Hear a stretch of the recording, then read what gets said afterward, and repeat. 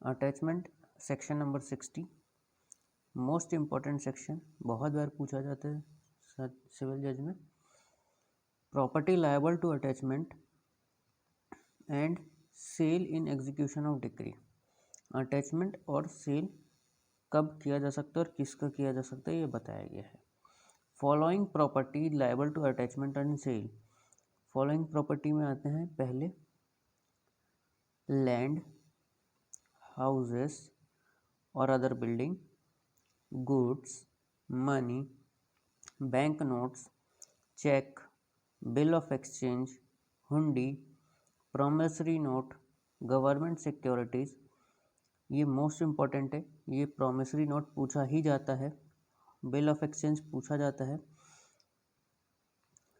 Government securities, bonds and other securities for money, debt, share in corporation and save as hereinafter mentioned all other saleable property movable या immovable belonging to judgment debtor or over which or the profit of which he has disposing power which he may exercise for his own benefit, whether the same be held in the name of judgment debtor or any other person in trust for him or in his behalf।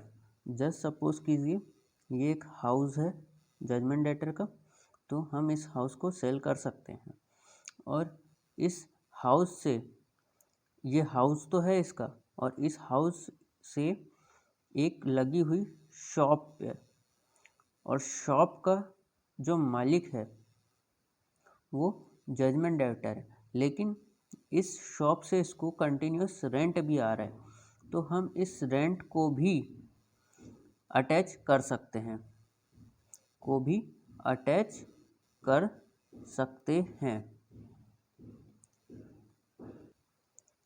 अब कौन सी property को हम attach नहीं कर सकते, not liable to be attach और cell.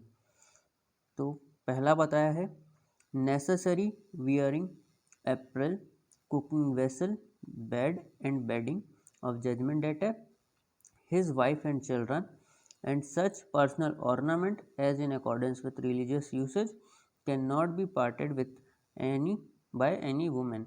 इन चीज़ों को हम सेल नहीं कर सकते। ये क्वेश्चन पूछा जाता है necessary wearing apparel and personal ornaments, tool of artisans and where the judgment debtor is an agriculturist. अगर जजमेंट डेटर एग्रीकल्चर करता है, his implement of husbandry and such cattle and seed grain as may in the opinion of the court be necessary to enable him to earn his livelihood, and such portion of agriculture produce or any class of agriculture produce as may be have been declared to be free from liability under the provision of the next following section। Tool of artisan पूछा जाता है, houses and other building belonging to agriculturist or a laborer of a domestic servant and occupied by him। Book of accounts ये पूछा जाता है, ये not liable to attachment है। Mere right to sue for damages ये भी पूछा जाता है। Right of personal service, stipends and gratuities allowed to pensioner of the government ये पूछा जाता है। wages of laborer and domestic servants, most important salary for to the extent of first 1000 and 2/3 of the remainder in execution of decree other than decree for maintenance, 1/3 of salary in execution of any decree for maintenance। ये दोनों पूछे जाते हैं। अब इसको समझते हैं। अगर अदर देन मेंटेनेंस है, जो डिक्री है वो अदर देन मेंटेनेंस है। अगर डिक्री अदर देन मेंटेनेंस है, डिक्री अदर देन मेंटेनेंस है, तो 1000 और 2/3 इसको अटैच नहीं किया जाएगा, इसको अटैच कभी भी नहीं किया जाएगा इतना पोर्शन। अब इसका एग्जांपल समझते हैं। जैसे समझ लीजिए, सपोज कीजिए सैलरी जो है वो 10,000 रुपये है। 10,000 से 1,000 रुपये माइनस करेंगे तो कितना हुआ, 9,000। 9,000 इंटू 2/3, 3 जा 9, और ये आ गया आपका 6,000 रुपीज़। इसको कभी भी आप अटैच नहीं करेंगे, मतलब सिर्फ और सिर्फ 4,000 रुपये ही अटैच हो सकता है, लेकिन 6,000 रुपये आपका अटैच नहीं होगा, क्योंकि ये नॉट अटैचेबल के अंतर्गत आता है। डिक्री अगर मेंटेनेंस की है, डिक्री अगर मेंटेनेंस की है, तब 1/3 को हम कभी भी अटैच नहीं करेंगे। फॉर एग्ज़ाम्पल, अगर सैलरी 30,000 रुपये है, 30,000 इंटू 1/3 ये हुआ 10,000 रुपीज़। इसको हम कभी भी अटैच नहीं करेंगे, नॉट अटैच। नेक्स्ट है आई, ए के बाद जे।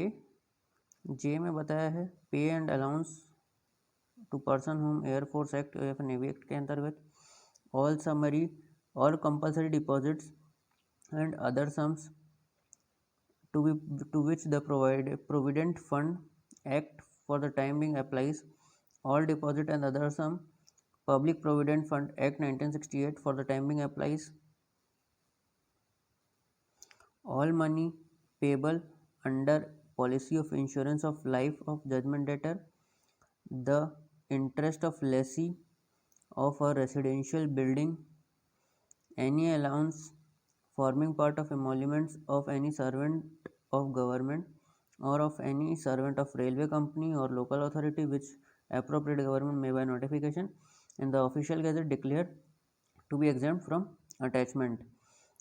An expectancy of succession by survivorship, right to future maintenance ये पूछा जाता है.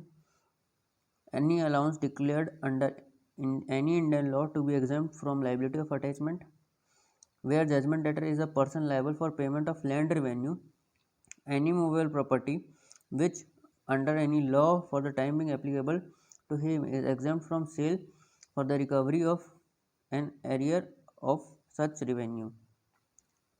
इसका एक्सप्लेनेशन इंपॉर्टेंट है, एक्सप्लेनेशन 2, जिसमें सैलरी वर्ड को डिफाइन किया गया है. Salary means total monthly emoluments excluding any allowance declared exempt from attachment under the provision of clause 1 derived by person from his employment whether on duty or on leave.